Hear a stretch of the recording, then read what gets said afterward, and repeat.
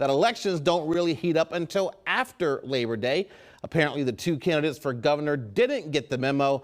They're throwing punches now, and you'll no doubt see them soon. Dennis Owens is here and not out on the links with more on this story. Well, sadly for that. Happy to be here, though, with you, James, and with all of you at home. I'm not sure I've ever seen this before, but both the Josh Shapiro and Stacey Garrity campaigns sent press releases out today, almost giddily announcing that they have new attack ads out. Here's a sampling. I want her to win in November. Because Stacey Garrity is all MAGA all the time. She called Trump's tariffs fantastic, even though costs are skyrocketing. Now we know why. Shapiro pocketed over $5 million in political contributions from out-of-state data center developers. Garrity trying to link Shapiro to very unpopular data centers. He's moved to fast-track permitting and has encouraged data center development. Shapiro's going to try to link the treasurer to President Donald Trump, who is not on the ballot but is also unpopular in terms of polling. So consider the battle lines drawn in the gubernatorial campaign. And this is just the start, certainly not the end. The election's in November, and the governor has lots more money and a big edge in polling, but he wants to win big, which could bolster presidential aspirations if he were to have those, James. We've heard he does have those.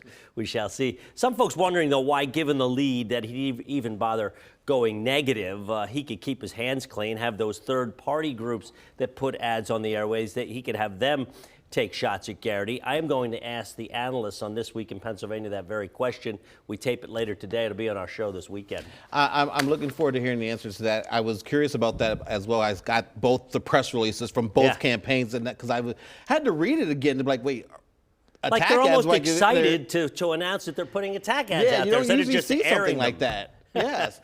All right. So, Dennis, we are in the summer right now. And right. You're not seeing many ads, but I mean, as you said, as we get closer to November, we're going to see more. And Governor Josh Shapiro has a lot more money right now than Stacey Garrity. He does. At last report, it was like a 30-to-1 advantage. They had more than $30 million. She had $1.5 million. I haven't checked the numbers lately, but it's lopsided either way. And of course, he's got an advantage in the polls as well. So there's going to be a lot of it. There's been a lot of his ads on thus far. They're all presenting him in a positive light. And the if you don't attack, a lot of people might have the perception, he's a nice guy, that kind of thing. Once you start going with the attack ads, and we'll see how dark it gets, right. And they've got lots of money and they want to spend it, and that's one of the ways you spend it.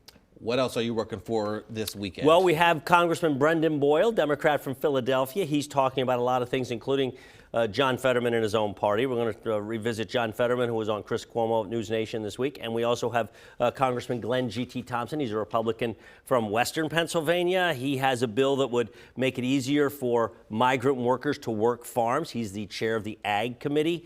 But many in his own party are saying that's amnesty and that's backstabbing President Trump's border policy. So we got lots of intra-party things going on this week. Lots of news happening this week in a summer weekend. Still news going on, and you're here covering it all.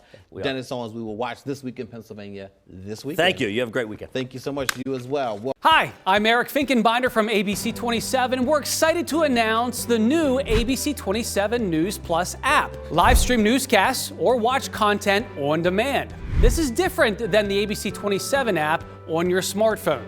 You can check this out at home, and it's very easy to use. With a Fire Stick, go to the homepage, scroll down to search. From there, enter ABC 27. Move over to the apps, and there we are. Click the icon and install. It's just that easy.